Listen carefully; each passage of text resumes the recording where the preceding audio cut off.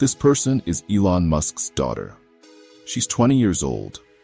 2 years ago, as soon as she turned 18, she filed a petition with the court claiming that she doesn't want to have a relationship with her father. The lives of many rich people and celebrities is actually miserable. Money can buy you a home, but not a family. Marriages of 49% of billionaires end in a divorce. Why would you want to be me? I'm not sure I want to be me. The only thing you need to buy is self-image. But money can't buy that.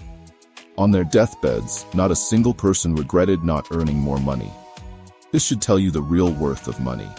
Hello friends. People often talk about money. Money can buy you a bed, but not sleep. Money can buy you a watch, but not time. Money can buy you food, but not the desire to eat. This is the truth for many people. But on the other hand, there are some who say, if money can't buy you happiness, then you do not know how to spend it. If your money can't make you happy, then you aren't spending it well. In this sense, there's another saying, money can't buy you happiness, but poverty can't buy you anything. So what is the truth? Does chasing after money and earning a lot of money give you more happiness? Are the richest people in the world the happiest people in the world? Let's understand this in depth. Friends, there's a very famous story of a businessman and a fisherman. One day, on a beautiful beach, a fisherman was fishing. He was lying down comfortably, enjoying the sea and the fresh air. His fishing rod was buried in the sand beside him. Just then, a businessman passed by and saw him lying down. He told the fisherman that if he keeps lying down, he won't be able to catch many fish, and that he needs to work harder to get more fish. The fisherman looked at him and asked what he should do instead. The businessman told him to buy a big net, because with a fishing rod, he can catch only one fish at a time. But if he has a big net, he can catch several fish at a time. The fisherman asked what he would do with so many fish. The businessman told him to sell the fish in the market, obviously. He'll earn money. The fisherman asked what he would do with that money. The businessman suggested buying a boat with that money, allowing him to catch more fish. The fisherman still asked, what next? The businessman told him that he could do whatever he wants with all that money, eating the best food, partying, relaxing on the beach whenever he wants to. He could relax and spend the rest of his life on the beach. Then the fisherman asked the businessman to look at him. That's exactly what he was doing. Does this story make sense to you, friends? Think about it. If that businessman hadn't talked about relaxing on the beach after making a lot of money, the fisherman wouldn't have had a punchline. What if the businessman had said that he could drink the most expensive wine in the world after becoming rich? What would the fisherman have said? He might have said that he doesn't drink. But then, had the businessman said that after becoming rich, he could buy expensive clothes, the fisherman could have easily replied to it too, saying that he doesn't need expensive clothes because he is happy with his t-shirt. But had the businessman said that with so much money, the fisherman could live in a 5-star hotel and enjoy the food there. Are you wondering how the fisherman would reply? The fisherman could ask, what's the point of being in a 5-star hotel room when the real peace is in nature? Fresh, clean air, the vast sea, and the trees on the coast, cooking the fish he caught himself, would be tastier than any food from a 5-star hotel. Do you get the point? This story does make some sense. We see many people around us who don't wear expensive clothes, don't eat in 5-star hotels, don't earn a lot of money, but they are still happy and satisfied in their lives. But on the other hand, the opposite is also true. There are so many rich millionaires who are not happy in their lives. For example, take Elon Musk, the richest man in the world. In a tweet, he said, "The reality is great highs, terrible lows, and unrelenting stress. Don't think people want to hear about the last two. This is the truth. For a while, one may fly high, but they are at the risk of a great fall. All of this leads to a lot of stress." Elon Musk takes microdoses of ketamine to fight depression. However, he later downplayed it and said that depression is overdiagnosed in America. He said that in his friend circle, he has seen that taking ketamine once in a while is a better option. Take this person. This is Elon Musk's daughter. She is 20 years old. 2 years ago, as soon as she turned 18, she filed a petition in the court, claiming that she does not want to have any kind of relationship with her father. If money could buy every happiness, Elon does not lack money. So why is their father-daughter relationship so strained? Last year, his biographer revealed that Elon was hurt by the fact that his daughter went no contact with him. Why does his daughter not want to spend time with him?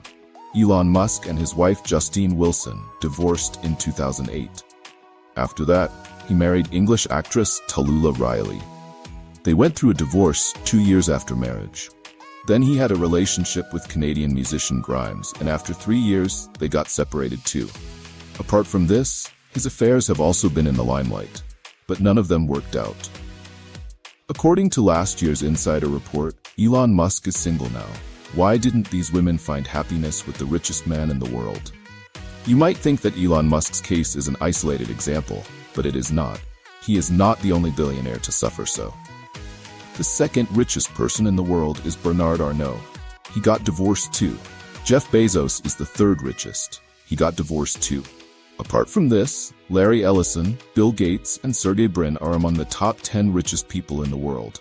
These 6 people have already got divorced. Forbes magazine studied the billionaires in America and found that marriages of 49% of billionaires end in a divorce. That means every other billionaire is a divorcee. Arguably, the overall divorce rate in America is also quite high. It's around 42%. But the thing is that billionaires have no shortage of money. So why are they getting divorced despite that? This reminds me of the same thing. You can buy a house with your money, but not a family. Even after being so rich, brothers fight among themselves. And for what? Over money. They may have millions already, but they won't be content with that. They want more and more. They fight over this. You must have heard about the fight between Ambani brothers. Their court cases went on for many years. Both brothers made statements against each other in public. The matter got so bad that in 2009, the then finance minister had to tell them that their corporate dispute had turned into national entertainment, and to request them to solve it privately since it was affecting the markets. In social media, in our society, many people see these billionaires as an inspiration, as role models, and strive to become like them. But 3 years ago, when Elon Musk was asked how one can become like him, look at his answer. They shouldn't want to be. I think it sounds better than it is. I'm not sure I want to be me. He asked why would anyone want to be like him, saying that he doesn't like being himself. The lives of many rich people and celebrities are this miserable. Look at the article from 2021. I'm a therapist to the super rich. They are as miserable as Succession makes out. He is referencing a TV show. What he means is that most of the billionaires with whom he has worked struggle with shame, guilt, and fear. They have trust issues. They suspect everyone, which makes their lives stressful and miserable. Some celebrities get so depressed that they commit suicide. Pratyusha Banerjee, who became a household name after playing the lead role in a TV serial, one day we suddenly found out that she passed away. Hollywood actor Robin Williams, a renowned stand-up comedian, used to make people laugh, but his jolly face hid his sorrows and depression. Kurt Cobain, the lead singer of the rock band Nirvana, committed suicide at the age of 27 when he was at the top of his career.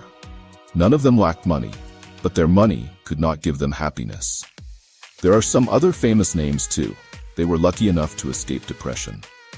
Last year, in March, Kapil Sharma revealed that he was depressed and had suicidal tendencies.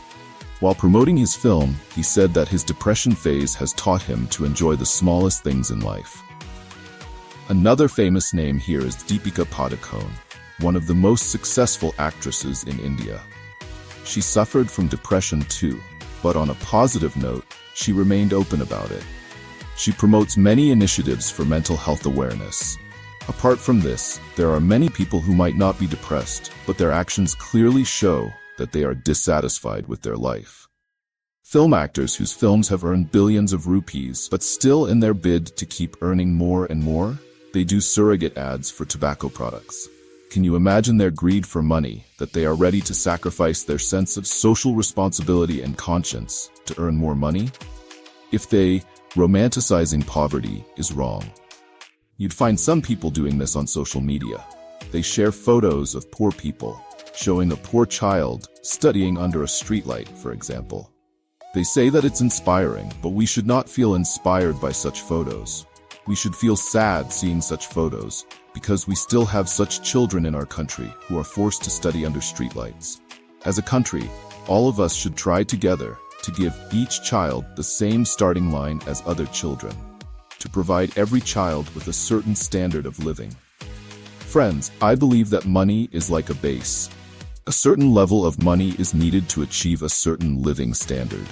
Having a decent house, ensuring that your family is medically insured, providing good education to your children, and not having to think twice before spending money on basics like food, water, and groceries. I have acknowledged this in my course as well. To a certain extent, attaining happiness can only be possible with a certain base level of money. So the question is, how much? How much money should one strive to earn? The exact amount will be different for everyone. But for everyone, the money required to maximize their satisfaction and happiness will remain at a certain level. And this level of money isn't as high as you might think. I have explained this in detail in the course, but the conclusion of this topic is very obvious. Saying that your 20s and 30s are for hustle, so you need to keep hustling until you can relax in your 40s, is sheer stupidity. Believe me, friends, this period when you're told to work and earn money is also the period when you need to enjoy your life. This period of life won't ever come back. Grab onto these moments, forget about what's to come. Many people's mindset is that because their current car cost $500,000, they need to buy a more expensive car after that, until they can finally buy a Mercedes. The only thing that is really worth buying is self-image. But money can't buy that. You need to improve your self-image so much that you won't need to buy a Mercedes just to prove something. Move out of the world of social media, where everyone is showing off. The lives you see on social media, people don't actually lead such lives. The rich people, celebrities, smiling faces that you can see while scrolling on Instagram, the reality behind them is often completely different. Showing off on social media, trying to make others jealous and being jealous of others, you need to get out of this circle. Because this culture promotes a race for money. If you see someone with a luxury watch, you feel the need to buy one for yourself. That makes you want to work harder. You might want to buy an expensive car you saw on social media, and that pushes you to work harder and make more money.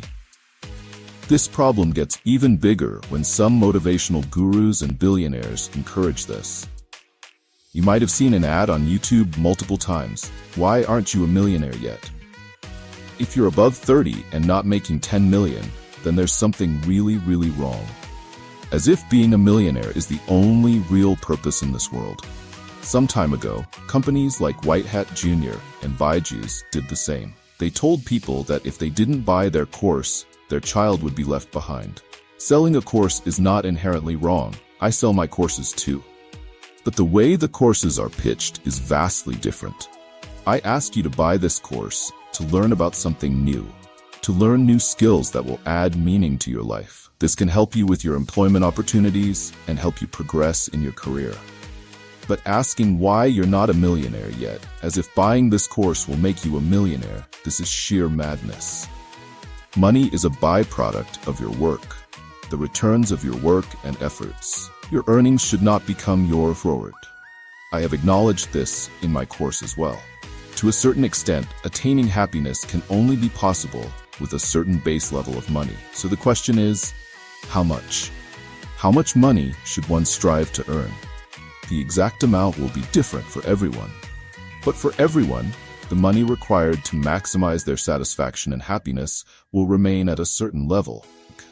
I have explained this in detail in the course, but the conclusion of this topic is very obvious. Saying that your 20s and 30s are for hustle, so you need to keep hustling until you can relax in your 40s, is sheer stupidity. Believe me, friends, this period when you're told to work won't ever come back. Grab onto these moments. Forget about what's to come.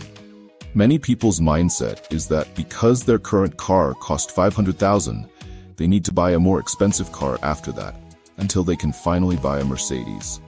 The only thing that is really worth buying is social media, where everyone is showing off.